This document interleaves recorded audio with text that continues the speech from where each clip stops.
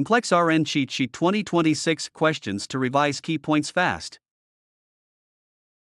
Question 1. Which of the following teaching points about preventing osteoporosis is correct? Option A. Obtain an X-ray every 3 years to detect loss. Option B. Avoid strenuous exercise. Option C. The RDA of calcium may be found in a wide variety of foods. Option D. RDA of calcium requires taking a supplement. The correct answer is option C. The RDA of calcium may be found in a wide variety of foods. Calcium is widely available in dairy, green leafy vegetables, and fortified foods. Dietary intake is the preferred method of prevention.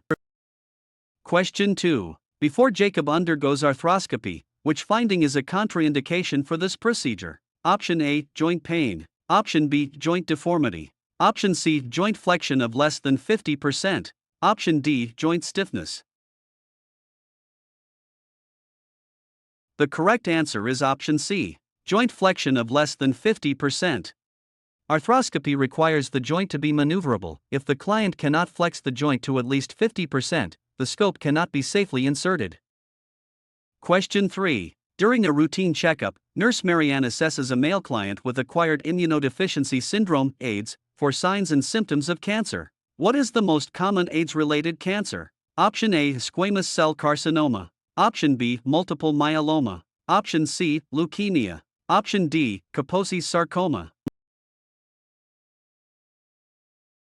The correct answer is option D. Kaposi's sarcoma. Kaposi's sarcoma is the most frequent malignancy associated with AIDS, presenting as purple or brown skin lesions caused by human herpes virus 8.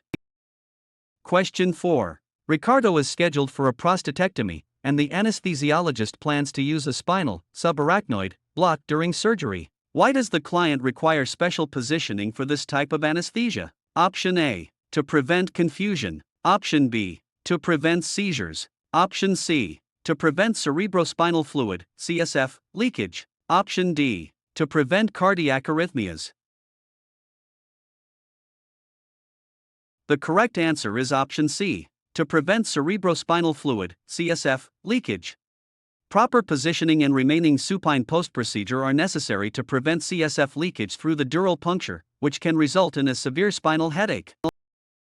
Question 5. A male client had a nephrectomy 2 days ago and is now complaining of abdominal pressure and nausea. The first nursing action should be to: Option A. Auscultate bowel sounds. Option B. Palpate the abdomen. Option C. Change the client's position. Option D. Insert a rectal tube.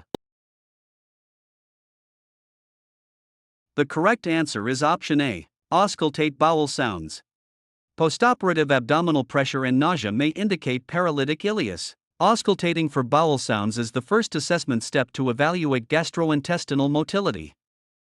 Question 6. Wilfredo, with a recent history of rectal bleeding, is being prepared for a colonoscopy. How should the nurse Patricia position the client for this test initially? Option A. Lying on the right side with legs straight. Option B. Lying on the left side with knees bent. Option C. Prone with the torso elevated. Option D. Bent over with hands touching the floor.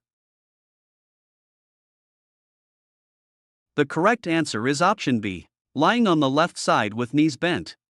The left side lying, SIMS, position is used initially for colonoscopy because it follows the natural anatomy of the sigmoid colon, easing the insertion of the scope. Question 7. A male client with inflammatory bowel disease undergoes an ileostomy. On the first day after surgery, the client's stoma appears dusky. How should the nurse interpret this finding? Option A. A blood supply to the stoma has been interrupted. Option B. This is a normal finding 1 day after surgery. Option C. The ostomy bag should be adjusted. Option D. An intestinal obstruction has occurred. The correct answer is option A. Blood supply to the stoma has been interrupted. A dusky, pale, or purple stoma indicates impaired tissue perfusion or ischemia and is a surgical emergency that must be reported immediately.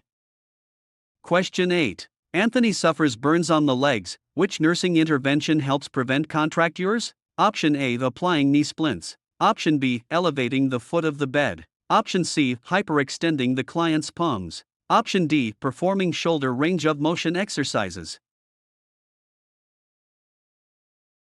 The correct answer is option A. Applying knee splints. Splinting joints in a functional or extended position helps prevent the shortening of skin and connective tissue, contractures, during the healing process.